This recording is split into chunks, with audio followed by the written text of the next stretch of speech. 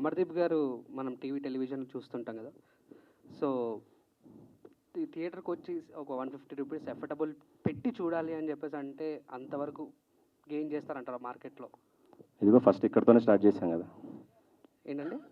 First ఇలాగే టైటిల్తోనే ఒక చిన్న అటెన్షన్ క్రియేట్ అవుతుంది.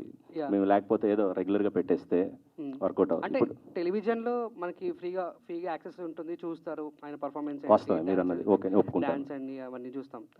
ఇన్ బిట్వీన్ సినిమాలో అక్కడ చూడాలి అంటే చెప్తాను. సినిమా బాగుంటే ఆర్టిస్ట్తో సంబంధం లేదు. డెఫినెట్గా తెలిసిన ఫేస్, అంతో ఇంతో తెలిసిన ఫేస్ అయితే డెఫినెట్గా మేము కనుక మంచి సినిమా తీస్తే ప్రేక్షకుడు థియేటర్కి వస్తాడు అనడానికి ఈ మధ్య వచ్చిన సినిమా కమిటీ కుర్రాళ్ళ సినిమా.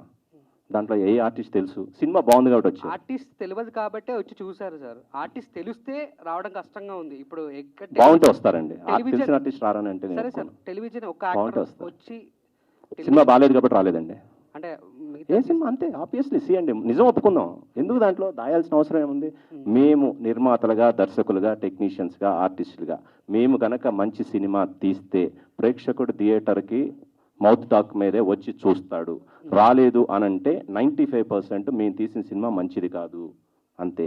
ఒక 5% మాత్రం కొన్ని ఫ్యాక్టర్స్ ఉంటాయండి. ఒక్కొక్క సందర్భాల్లో ఏదో ఎలక్షన్ 2 రోజుల్లో ఉండి మేము పొరపాటున రాంగ్ డేట్ వేసుకొని రిలీజ్ చేయటము, అప్పుడు ఏదో ఫ్లడ్స్ రావటము, ఇలాంటి జరిగిన సందర్భంలో వారు జరగటము, ఇలాంటి సందర్భంలోనే ఒక 5% బ్యాడ్ టైం అవుతుంది తప్ప 95% సినిమా బాగా తీస్తే థియేటర్కి ప్రేక్షకుడు వస్తాడు. 100 కోట్లు వసూలు అవుతున్నాయండి సినిమాలు అంతే. మంచి సినిమా అయితే ఆడుతుంది, చెడు సినిమా అయితే పోతుంది. నేను కాదు, ఎవరు తీసినా సరే అది హిట్ అయినా ఫ్లాప్ అయినా గుడ్ ఆర్ బ్యాడ్ ఫిలిం అయితేనే అంతే. డైరెక్టర్ గారు